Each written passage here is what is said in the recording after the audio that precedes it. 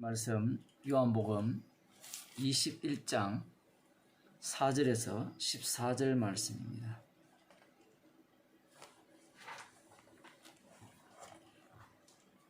날이 새어갈 때 예수께서 바닷가에 서셨으나 제자들이 예수신 줄 알지 못하는지라. 예수께서 이르시되 얘들아 너희에게 고기가 있느냐 대답하되 없나이다. 가라사대 그물을 배 오른편에 던지라. 그리하면 얻으리라 하신대 이에 던졌더니 고기가 많아 그물을 들 수 없더라. 예수의 사랑하시는 그 제자가 베드로에게 이르되 주시라 하니 시몬 베드로가 벗고 있다가 주라 하는 말을 듣고 겉옷을 두른 후에 바다로 뛰어내리더라.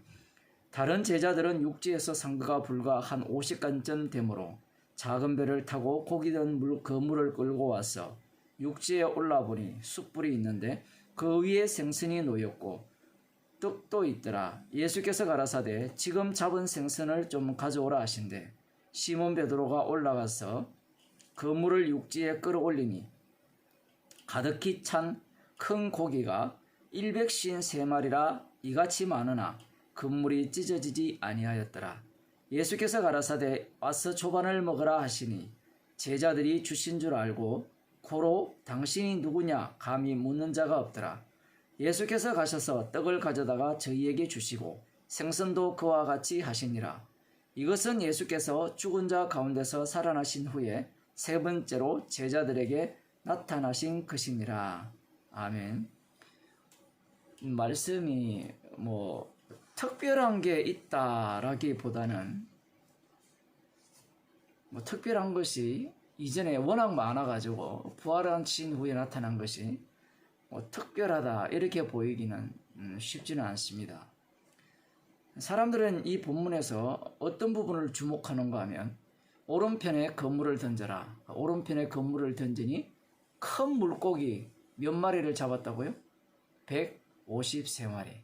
우리 어릴 때 그 모나미 볼펜 보면 그게 보면 153이라는 글자가 있었는데 그걸 만든 사람이 기독교인이라 해서 엄청나게 많이 팔아서 떼돈을 벌었다. 그런 전설 같은 이야기가 있습니다.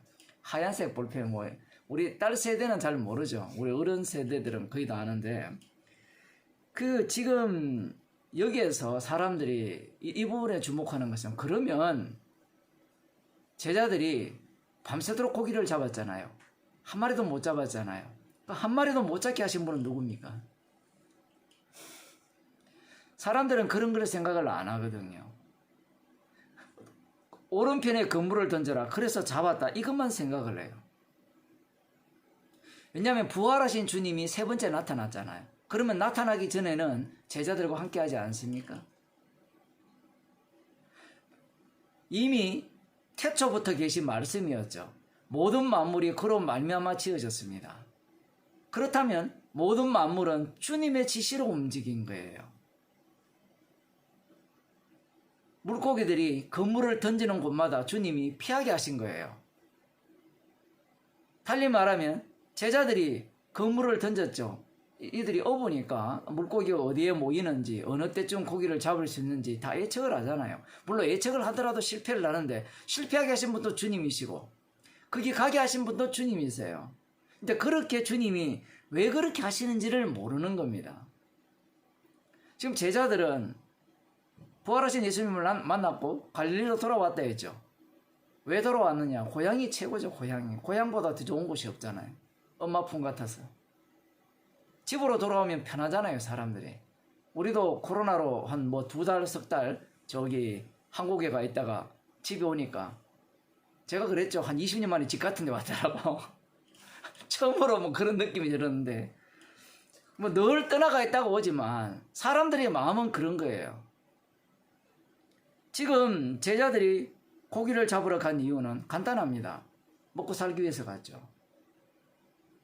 지금 오늘 본문의 핵심은 먹는 겁니다. 여기에서 뭔가 특별한 내용이 담겨 있지 않아요. 주님의 말씀을 믿으면 153마리를 잡을 수 있다. 큰 물고기 153마리를 잡을 수 있다. 이렇게 적용하기는 굉장히 문제가 있어요. 그렇게 된다면 주님 말씀대로 돈 벌러 가서 주식 투자를 하면 거기에서 10배, 100배를 거둡니다. 이런 식의 해석이 적용밖에 안 되거든요. 그리고 이걸 만일에 뭐 나름대로 영적이라고 적용한다고 해서 기도해보니까 아 저기 가서 복음을 전하면 주께서 10사람을 믿게 해주더라 이런 생각을 해서 가서 복음을 전해서 10사람 믿게 한다 뭐 그렇게 간증하는 사람도 있거든요. 그런 것도 아니에요. 이 본문은 예수님께서 천국 비유를 말씀하실 때 그물 비유를 하셨거든요. 그물을 던졌는데 좋은 고기 나쁜 고기를 갈려낸다. 사실 거기는 심판 이야기거든요. 복음을 전하여서 그 복음은 심판 기능을 하거든요. 복음 자체가 심판을 해버립니다. 긍휼히 여길 자와 강팍하게 할 자를 나누죠. 복음 자체가 그 기능을 해요. 십자가의 능력 자체가 못 믿게 하고 강팍하게 하는 겁니다. 십자가의 능력 자체가 회개하게 하는 거예요. 오늘 본문은 거기까지 적용하기는 어려운 겁니다. 물론 뭐 깊이 몇 단계를 거쳐서 가면 그렇게까지 넘어갈 수 있을지 모르지만 지금 오늘 본문의 핵심은 아침 먹는 거예요. 제자들이 왜 고기 잡으러 갔느냐 다시 말씀드리지만 먹고 살기 위해서 갔어요. 그런데 잡은 고기의 수가 큰 물고기 153마리예요. 뭐 그 이스라엘에 관한 유튜브 이렇게 영상을 보게 되면 베드로 물고기라는 게 있어요. 갈릴리 어부들이 잡는 물고기. 혹시 보셨어요? 상당히 커요. 한 이 정도로 커요. 이 정도.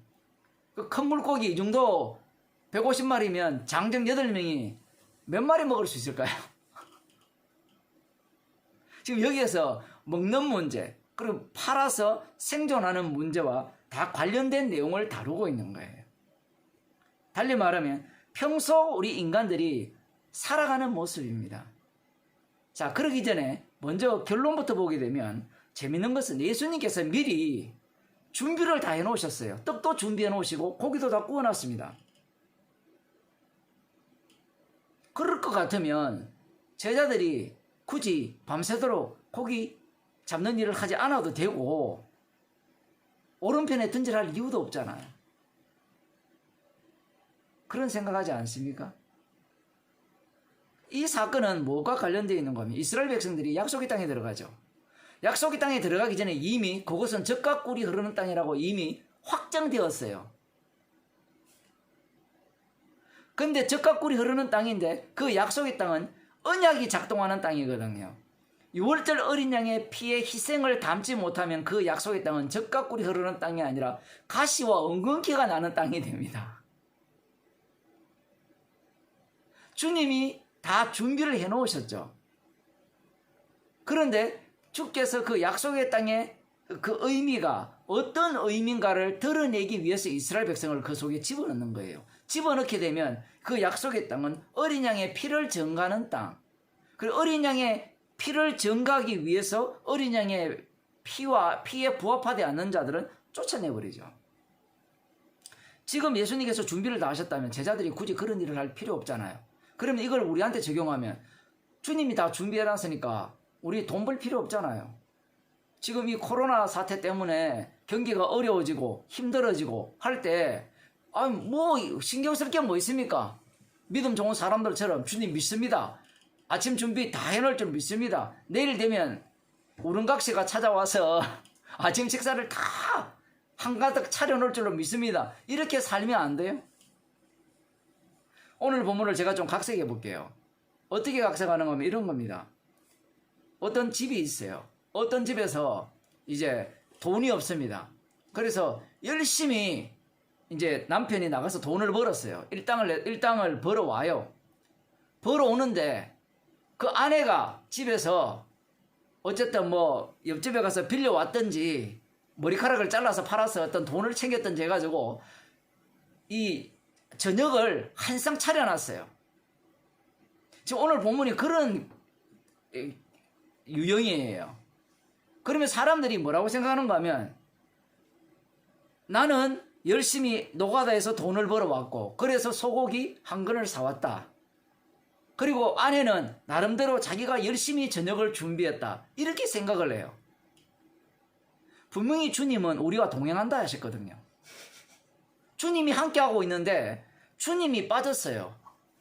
성도들이 살아가는 평소 모습이 주님이 없어요. 그래서 사람들은 이런 본문을 보면서 환상을 가져요. 아, 주님이 우리 옆에 함께 동행하면 얼마나 좋겠느냐 생각해요. 근데 주님이 이미 우리와 동행을 해요. 주님이 먹이시고 살리고 입혀요. 그런데 인간들은 주님이 먹이고 살리고 입힌다고 생각을 안 해요. 꼭 누구처럼 제자들처럼. 그러면 사람들이 또 머리가 좋아가지고 제자들은 이 나빠. 우리는 제자들처럼 되지 말고 주님과 동행하는 걸 믿고 살자. 주님이 먹이고 살린다. 믿자. 이 얘기가 아니에요. 지금 이 사건 속에서 십자가가 나오는 거예요. 우리가 평소 살아가는 모습이에요. 돈 벌어서 맛있는 거 챙겼으면 나의 수고와 나의 땀이라고 하잖아요. 그런데 말씀을 통해서 복음을 들으면서 이게 바로 악마가 심어준 사고방식이구나. 십자가의 피공로를 증거하기 위해서 우리를 하루하루 살리게 하는 살려주시는 그 은혜를 잊어버리고 살아가는 인생의 모습이구나라는 것을 깨닫게 하는 겁니다. 그걸 깨달을 때 주님이 준비한 아침이 되고 점심이 되고 저녁이 되고 주님이 준비한 집이 되는 거예요. 이스라엘 백성들이 약속의 땅에 들어갔을 때 주객이 바뀌어버렸죠. 약속의 땅은 어린 양의 피를 증거하기 위한 땅이에요. 그래서 그들은 약속의 땅에 들어가면 안식일을 지켜야 되고 약속의 땅에 들어가면 11조를 반드시 해야 되죠. 약속의 땅에 들어가면 말씀대로 살아야 돼요. 그런데 약속의 땅에 들어가 보니까 특별한 게 있어요, 없어요? 여러분, 십자가 복음을 알고 난 뒤에 특별한 게 있습니까? 특별한 게 하나도 없어요. 사람들이 당황하는 게 그거예요. 절간에 가서 부처에게 열심히 빌던 걸 교회 와서 열심히 비는 거고, 내가 열심히 하지 않으면 거기에 대한 대가가 없는 거고, 열심히 하더라도 운이 따르지 않으면 돈을 못 버는 거예요. 뭔가 특별한 조치가 없는 거예요. 그러니 주님과 동행 없는 거예요. 그래서 사람들은 그거 없으니까 자기가 동행하려고 하고 자기 쪽에서 믿음을 끄집어내려고 하는 거예요. 그러면서 자꾸 환상을 만들죠. 주님이 찾아오셔서 함께 하셔서 주님 믿습니다. 오늘은 어느 쪽으로 가오리까? 동쪽으로 가오리까? 서쪽으로 가오리까? 그게 무당 찾아가는 거 똑같은 거거든요. 새벽마다 나와서 기도할 때 주님 오늘 누구 집에 가서 돈을 빌릴까요? 옛날에 어떤 전도사들이 이 돈이 필요하면 그 앞에 돈 많은 권사 뒤에 가가지고 주여 지금 집값이 없어서 지금 어려운 중에 있습니다. 불쌍히게 없어서 크게 소리를 지르는 거예요. 그럼 권사님이 듣고 응답해 주는 거예요. 꼭 그런 쪽이에요.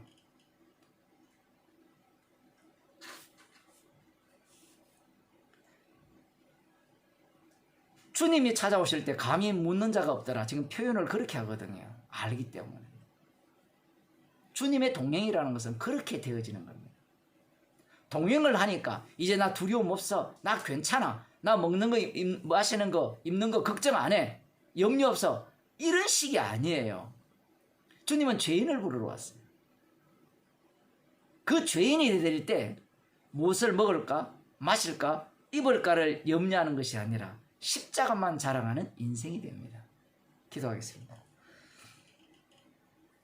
하나님 아버지, 우리가 하루하루 평소 살아가는 모습 속에 주님이 늘 함께 하시고 주님의 십자가의 피공로를 자랑하기 위해서 우리의 인생을 이런 모양 저런 모양으로 살게 하심을 말씀을 통하여 알려주심을 감사드립니다. 말씀 속에서 제자들 모습 속에서 우리가 평소에 살아가는 모습이 드러나면서 주님이 찾아오실 때에만 성령께서 깨닫게 해주실 때에만 십자가에 용서하신 그 은혜, 십자가의 피를 증거하라고 그러한 삶을 살게 하셨다는 것을 알려주심을 감사드립니다. 하루하루를 주의 십자가를 증거하는 주의 백성으로 살게 하여 주옵소서. 예수님의 이름으로 기도드리옵나이다. 아멘.